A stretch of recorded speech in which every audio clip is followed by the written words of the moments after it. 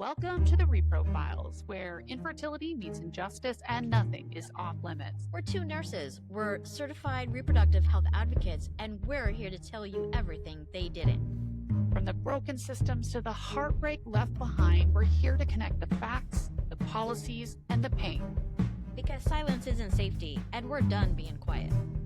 This is the Reprofiles. Infertility, injustice, and all things nobody warned you about. Hello. Hey, everybody. Welcome back to the Reprofiles. Elizabeth and I just got back from San Antonio from the ASRM conference. So today we're just going to share our adventures and what we did and kind of what we saw and share a little bit of our experiences. We came, we saw, we conquered. We did a lot. It was a really busy week, was it not? It was. My feet were killing me, but, Yes. it's all good. Yes.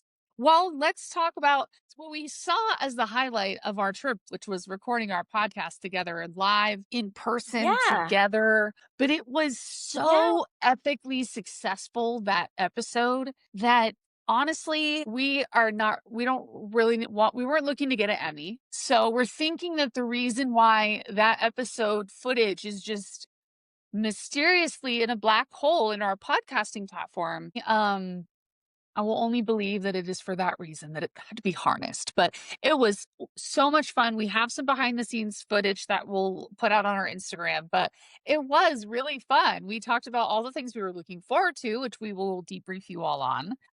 But yes, what was your favorite part about coming over and doing the podcast episode together? Even though we can't show people It yeah, it was just such an epic episode. It's in the universe now, and probably some aliens are gonna be seeing it, and they're gonna be, like, blown away. Unfortunately, happen. nobody on Earth will watch it, but I'm sure fair. that those aliens are blown away and are like, "Oh my gosh, such intelligence on That's this right. planet." That's exactly right. That's exactly what It was happened. it was amazing. It was amazing recording with you, but it was also weird because we were sitting It side by side was. and I kept having to turn and look at you, and I was I like, know. "That's weird." Just, I'm used to looking at a screen and seeing you It, right in front of me, I and then know. you were there next to me, and I was like, "This is We just kind weird." of kept like But it looking at was each really other cool like, being able to see. hey, you're right there, aren't you? And then I was like, "Do I look at the computer, the camera, or do I look at you?" And I was, like, really confused of where to look, so that was weird. That's fair. I definitely had concerns on, yeah, I was like, am I supposed to be looking at, what am I looking at? We had one other challenge, Yeah. more of a production challenge, if you will, but you were at one point offered a booster seat. Can you tell our listeners more about that? So I am height challenged, I guess you could say. Elizabeth is like a giant and I am like a hobbit. So sitting side by side, it was suggested by someone that I sit on a booster seat. Now it reminded me of being a kid and having to sit on the phone book. Now, I don't know how many people that are listening to this know what a phone book is, but it was really thick, and and little kids used to sit on it to, sit Yes. up themselves in the chair. Yeah. But yeah, But there I aren't phone absolutely books anymore. We no, did not I have know they don't phone know what books they for are. this.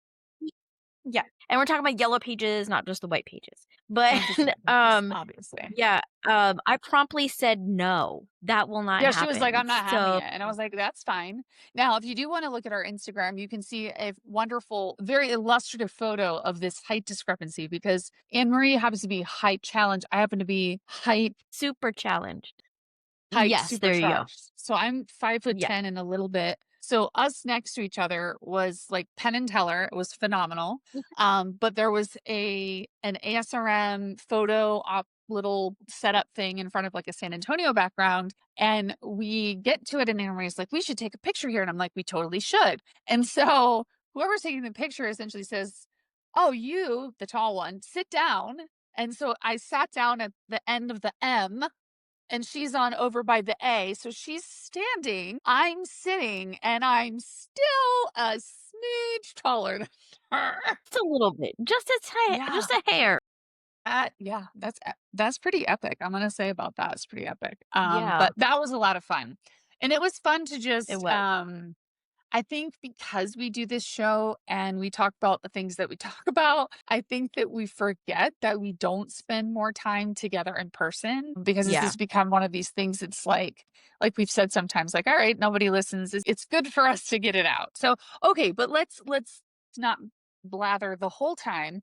Let's tell the people, the dear listeners, what they want to hear. And that is all of the fun stuff from the 2025 American Society for Reproductive Medicine Scientific Congress and Expo. It's a congregation of around, I think, around 7,000 people showed up, something like that, from all the disciplines across reproductive medicine. So everything from reproductive scientists, reproductive surgeons, reproductive endocrinologists, reproductive nurses, laboratory technicians, embryologists, administrators, you name it, every pharmacies, insurance carriers, every drug manufacturers, microscope manufacturers, everybody you can imagine that would have any turf on in the reproductive medicine space is there. And it's always, I didn't get a picture of it and I walked past it several times and I probably should have because only at a conference like that can you walk by like a little bank of mannequin vaginas that are there as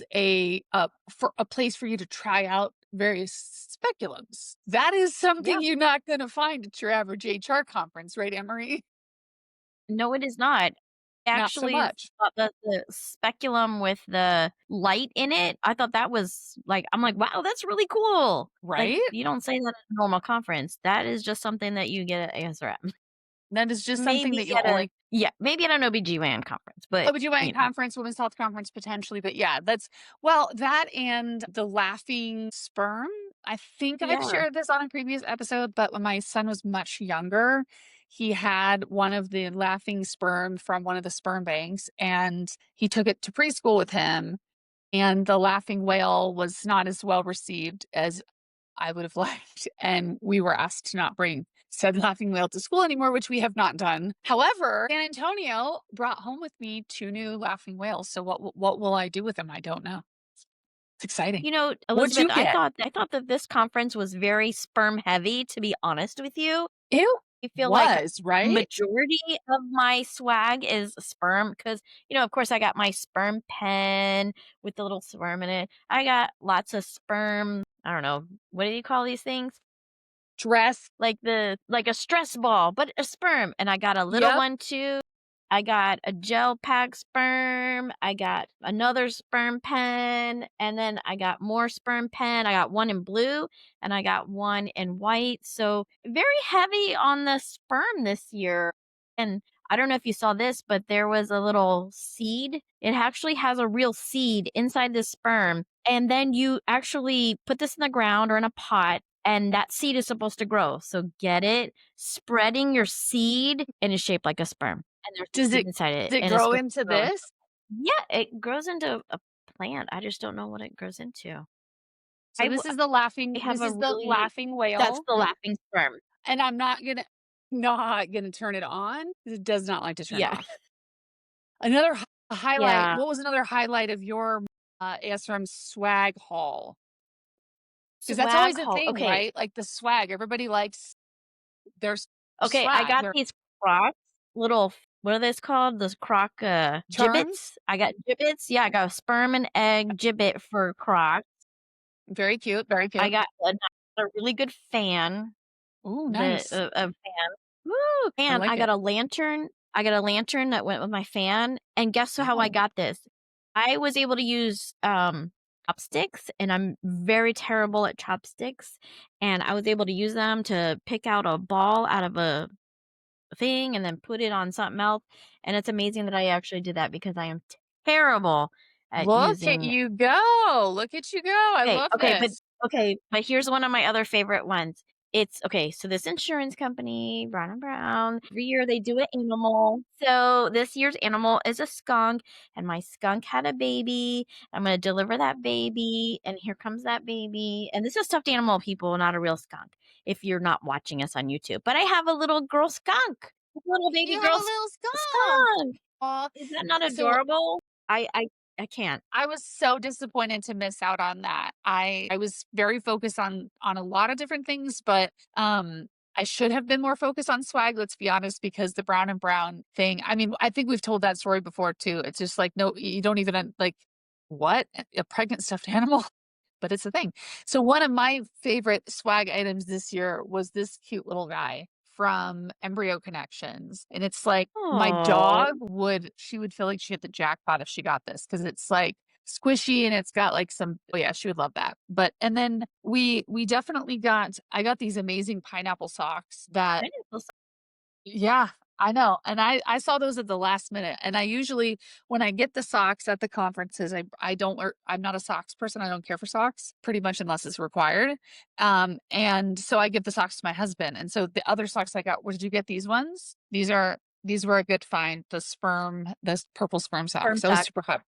Again, more sperm. There's always More sperm. sperm, So much more sperm. swag. More swag sperm. All the I'm sperm tired of the swag. sperm. Enough Well, already. in defense of that, like this is I think supposed to be a blastocyst, right? Like or, I mean like but you'd have to kind of know that. And eggs Yeah, and embryos are not as recognizable, ironically, as sperm are, right? Well, that's because there's I got millions an of them. egg. I got I an did egg, not see. Oh, stop. That's adorable. What was the right? vendor?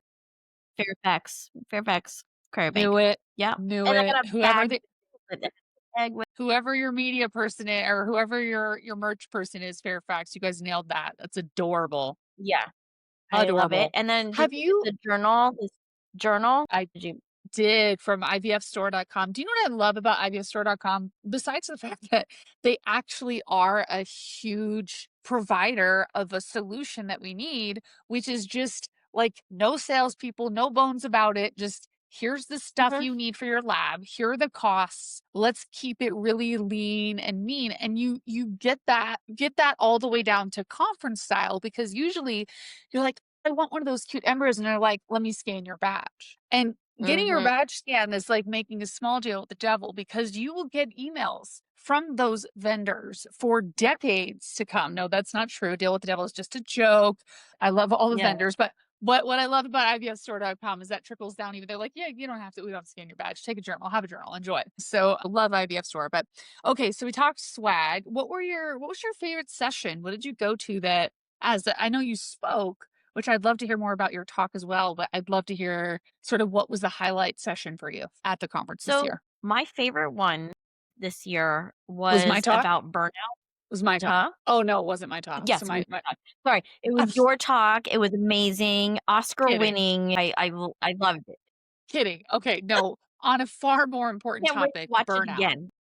Yes, Yes, burnout. so the topic was, burnout treatment and prevention for clinicians in the ART field.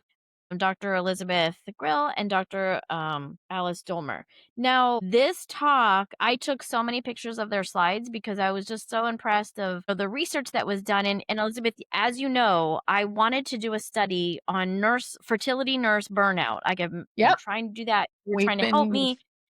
We couldn't figure out how to do IRB and it was crazy, but they have been doing studies and actually it's funny because it was an interactive presentation, so they were asking questions throughout and the audience was answering questions.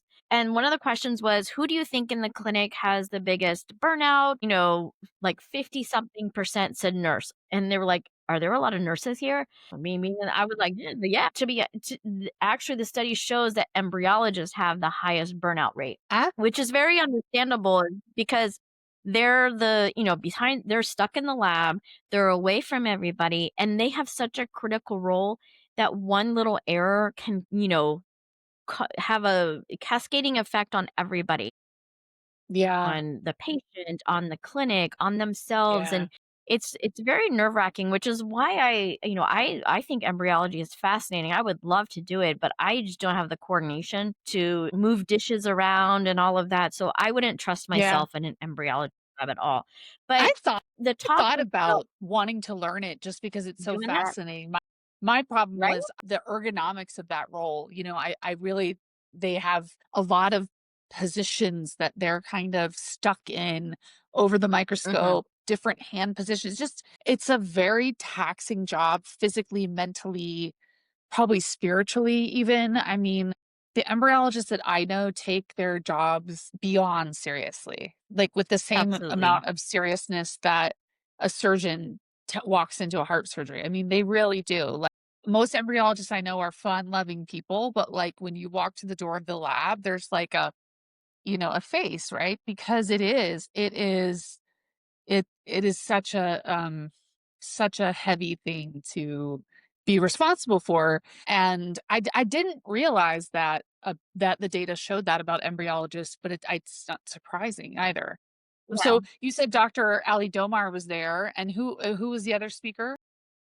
Elizabeth Grill, Dr. Elizabeth Grill. Yes, right, and so what was the overarching answer there? So I mean, did we I did think we get answers, or did we just uncover a problem? yes, but it wasn't just, "Oh, hey, get your staff to relax," and, "Oh, hey, bring your staff, some Get a massages and massage, stuff." everything will be fine. Yeah, and you'll be fine, and you're good.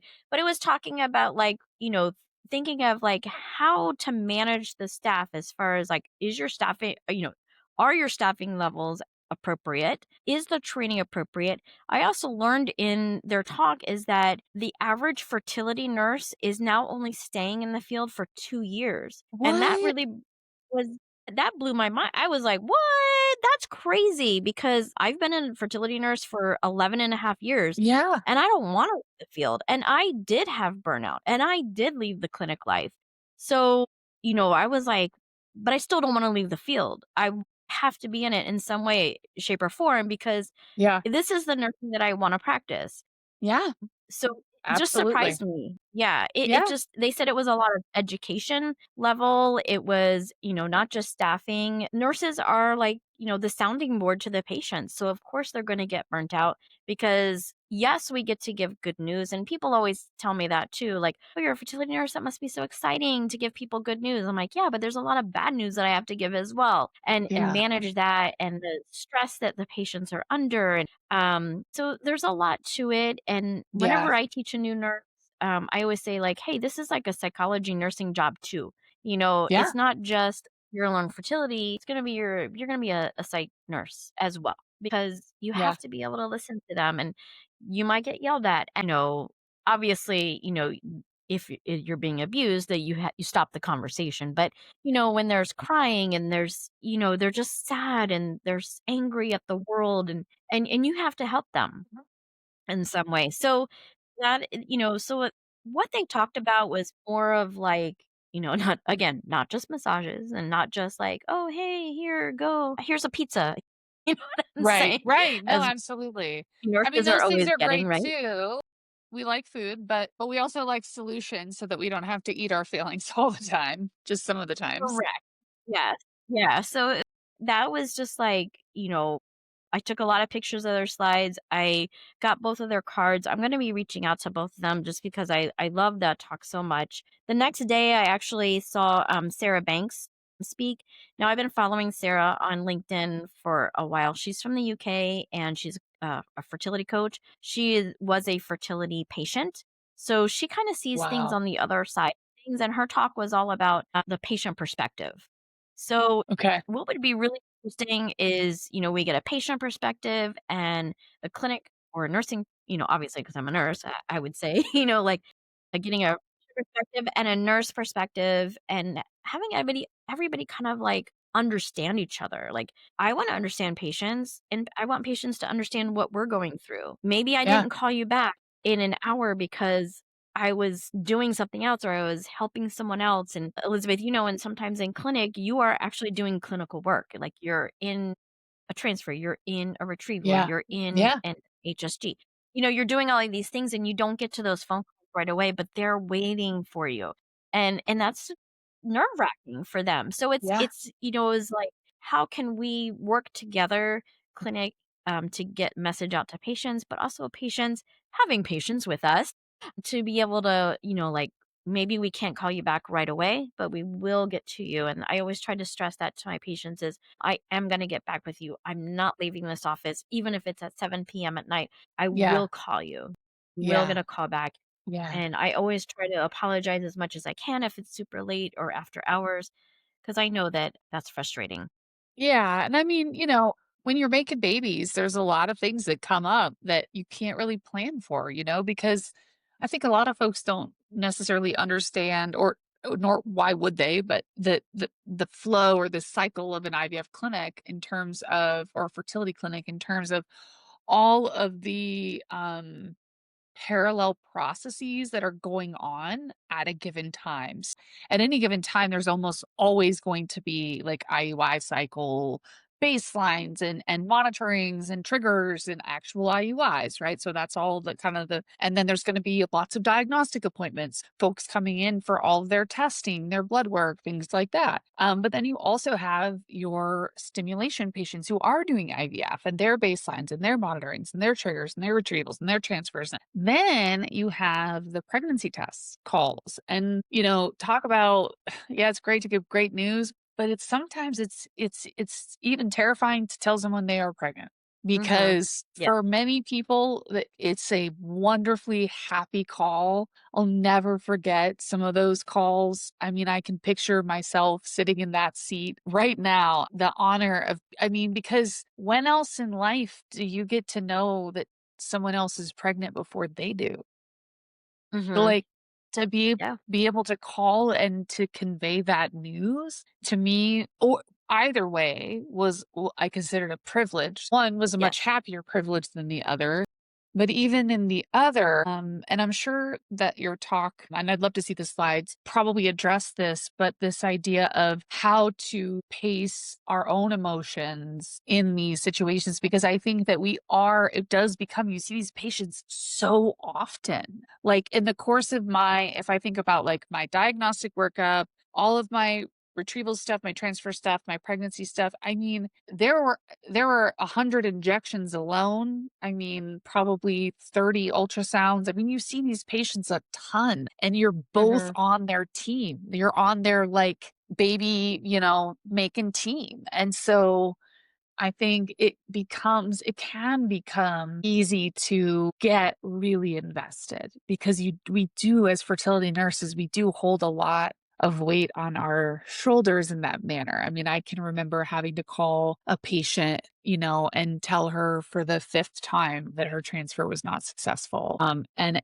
And I'm so grateful that I'm on the phone with her so that she doesn't see the tears streaming down my face, because they say, you don't cry, right? But you go down this road with them and you feel it with them. And I think that burnout is often in the caregiving field is related to that sort of overextension of one's emotions, if that makes sense. Well, was there talk of that? It does make sense, yes, and it does make sense. I mean, the reason why we became nurses is to help people, right? That's one of the reasons why we became nurses. And, the nurses that I've seen that who the nurses are that went into nursing because they wanted to care for someone versus the nurses who went in it for the money. Not that, I mean, there is money to be had in nursing. I don't know if it's like extravagant money, but, I don't know, travel nurses during the pandemic, I made some money, but you can definitely Fertility see nursing that. is not the hotbed of Beverly No. Hills dermatology nursing.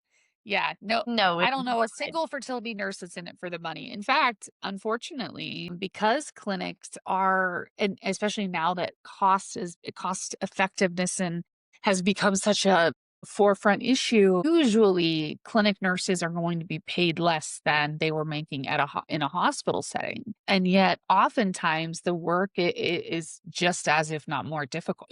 I mean, I don't really think that there's any one form of nursing that's like easier or harder. I really dislike that. Like, oh, I saw someone that where the other day they were like, someone said NICU nursing is not soft nursing. And I thought, hell no, it's not soft. Who on Mhm. earth would think that NICU nursing is soft nursing? Like, I Absolutely not. watched Yeah. babies die in the NICU that we had tried to keep alive in their mom's bellies down in antepartum for the last 3 weeks. Are you kidding me? Babies on oscillators and ventilators, and I mean, my God. So I don't think any form of nursing is soft or not. I think long-term care is wildly difficult nursing. I think ICU nursing is hard. I think med surg nursing is hard because you get a lot Mhm. of everything and you got to know a lot about a lot of things.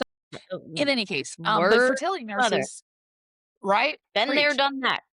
Right. No, all the things. I mean, it is. They all come with their own things, right? Like, we have some control over our schedules because of triggers and things like that, but we really don't in many ways. The Mhm. body is ready to do what it's going to do when it's ready to do that thing. And you need to have all of your, resources in place, many of which of these things take weeks in advance to plan. And, so there's just a lot of cascading things that I know we're getting a little bit off on a tangent, but I think that it does illustrate the issue of burnout, and I really am so grateful. Every ASRM I go to, I'm happier than the year before with the amount of content that is pushed a little bit more in that direction, and like the clinician and like the nurse level clinician role.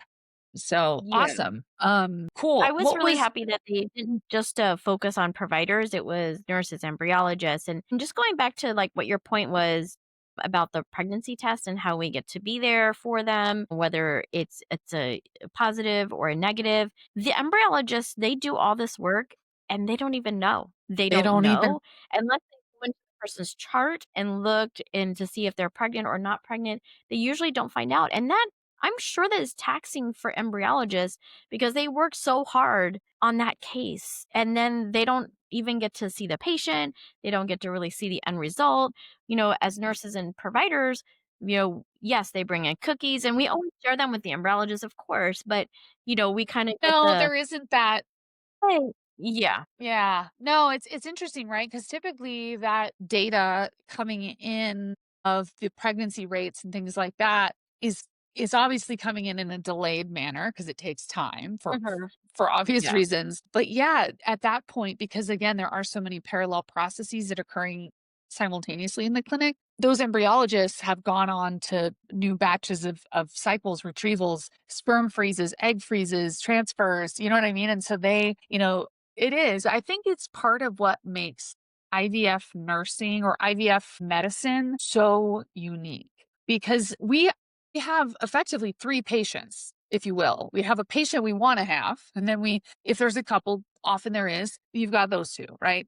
So, I always Mhm. would say in labor and delivery nursing, well, it's so hard because, you have two patients at once and one is living inside the other. I was like, yes, that is very difficult. But it's even harder yet when you're accounting for these various factors in whatever reproductive scenario you have that are so randomized based on whatever comes together that in any case, tangent, but it to me it's fascinating how many parallel things have to go perfectly for all of these cycles to go off without a hitch. And it's one of the things I appreciate. So let's shift to briefly who some of like your favorite people you met there were. Because there were, ASRM is a lot of meeting people, new people that you've never met before, but that you've heard of or you've seen somewhere in the field, people that you've met before and that you're reuniting with, and then like people you've never heard of, you've never met, but you're meeting them for the first time. So who were like the people, who were some of did you get to have any like moments, like fangirl moments? I had fangirl moments. I'm going to be really Oh, honest and no. open. This is Then real you go talk time. first. Tell me. Yeah, I tell me. mean, meeting Dr. Natalie Crawford and Dr. Laura Shaheen Okay. was so cool because they have been in many ways, like we have seen their content. And I think the reprofiles in Mhm. many ways was they paved the way for us to be able to have a platform like this because they both the two of them and Dr. Serena Chen, who I know I know her, I've met her a number of times. She's just such a huge champion of all things fertility. But meeting Dr. Crawford and Dr. Crawford and Dr. Shaheen was just really cool because I hadn't yet met them, but yet I had seen so much of their content. I had digested a lot of it when you and I were in the planning phases of the Reprofiles podcast and we were just talking about doing this. I remember studying a lot of what they did. So it was really fun to get to link up with them. And I had never gone before, but I was lucky enough this year to get invited to the President's Gala. And Mm. it was this kind of this weird moment. So I guess, the cat is kind of out of the bag. I do have to we didn't talk about this before this, but one of the big pieces of news at ASRM was that there was an Mm, ASRM member there mm. that was the first ASRM member ever in the history of ASRM and ever the first ASRM member to ever run for Congress was at the conference. Get out. Who is that? Yeah, there literally was at the conference. Yeah, but who was it? Who was it? It's me. It was It's you? me! That Hello, you? That was surprise! you? My god. Yes!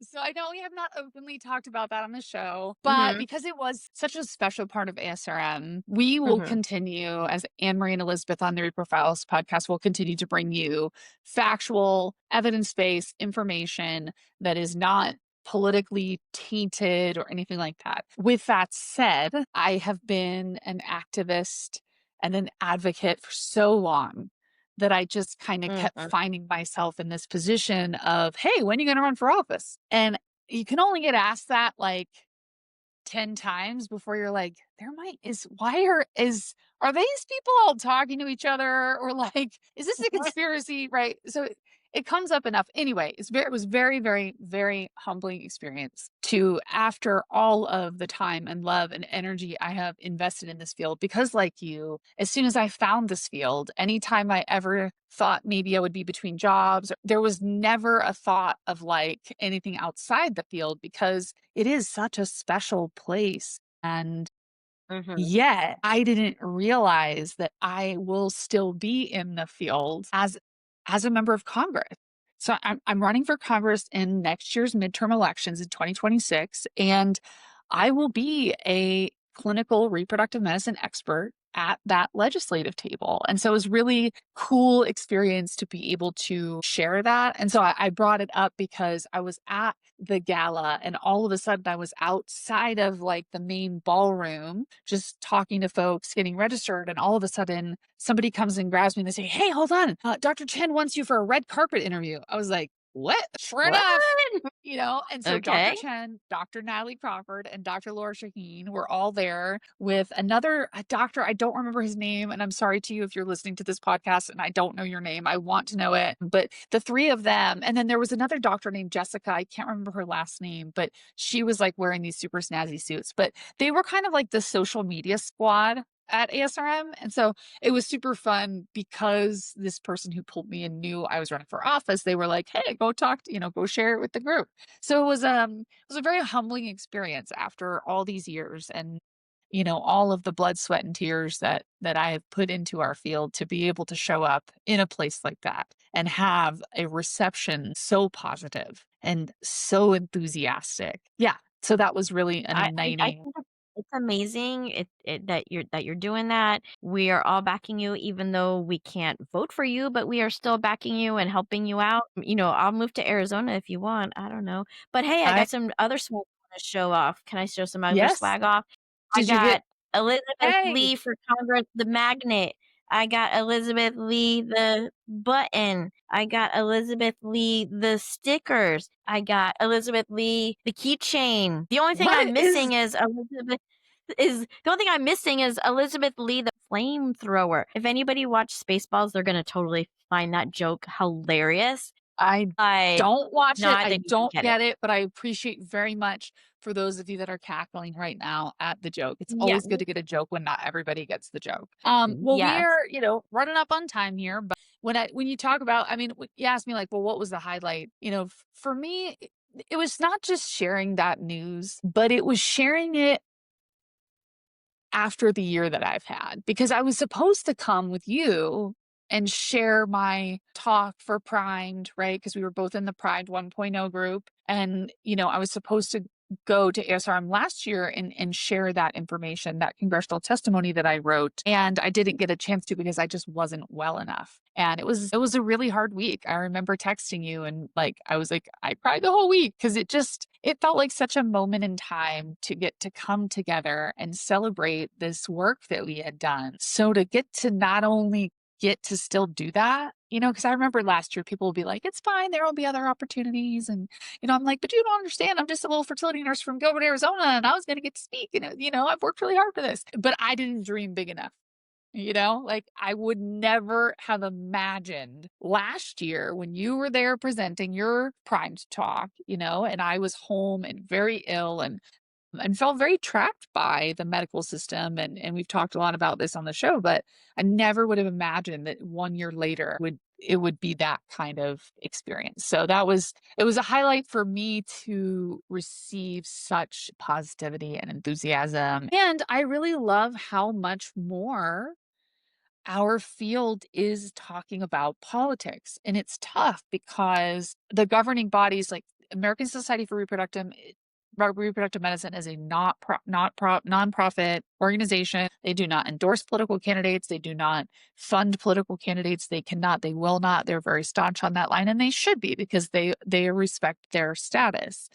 And still, you can talk about legislative and political implications of decisions that are being made in your state houses and in Congress. You can talk about how those have effects on your people, your patients, your practices, your providers. So you can keep the partisanship out while bringing the Mhm. politics in. And I thought that every ASRM that's happened, I guess, since the overturning of Roe v. Wade, but I have been so much more impressed than the year before at how much they embrace the policy piece of it all. Yeah, they So, actually had a lot of different talks really did. about it. Some 2 were, former congresspeople. around yeah, They had a 2 former wonderful talk congressmen. that was a former Republican congressman from Illinois and a former Democratic congressman from North Carolina, which you totally would have thought that those would have been backwards, which made it all the better because it really Mhm. was an honest discussion on how to get things done in Washington. And bipartisanship is, spoiler alert, the answer, The answer. now. Yeah. So anyway, but ASRM was a So, blast. We're going to get back to our it was fun. regularly scheduled programming next week, but what do you want to leave Oh, folks but with Elizabeth, from wait, you didn't what? talk about one of the most important parts of ASRM, the dogs. There were dogs there. There were dogs at ASRM. What? There were. Talk about Yeah. combating burnout. Yeah, Like my feet right? were hurting and then I saw the dogs and my feet did not hurt anymore. I was just like, Mhm. what was there? Charlie was one of them. I think there was one named Frank, maybe? I don't that was the puppy day, right? The puppies? Yes. No. Because the day before, they had an organization called Paws, and they were walking the dogs around. They were therapy dogs. I met Onyx. Onyx was amazing, and I was just like, "Oh my god, it's a dog. I gotta go pet it." And they were very happy to be petted. And then the next day was the puppy day, and they brought the I San miss the Antonio Shih Tzu puppies. Place. Yes, I got to hold a puppy, and it was amazing. It really helped my All blood right. Did you pressure and made It me helped all the things. comfortable. So Maybe it we was need to have wonderful. a puppy rescue in the IVF clinic and just everybody can go get their dog therapy. We're onto Yeah, something. We are onto something. Well, that we is we totally are out of true. time, but if you got a picture of you and the puppies, I hope you'll share it on Instagram because I would love to see it. I did not get to see the puppies, but it was such an amazing conference. I think we both took so many Mhm. things away from it. We are excited to come back to you next week with ongoing discussion. As you have seen with us, the news cycle moves quickly. So what we plan on talking about may or may not Oh, who knows transpire, but what we'll be talking about that's next half the week? We fun, don't know. right? Is just show up and you're gonna learn something, right? One of my favorite of our reviews is like every time I listen to this podcast, I learn something. And I'm like, we are doing our jobs. So okay, well, that's it for today's show. We'll see you all back next week. And until then, stay safe and healthy. Yeah, and keep sharing, commenting, liking, all of that stuff. All the algorithm things. Do it. All right, next week it is. See you then.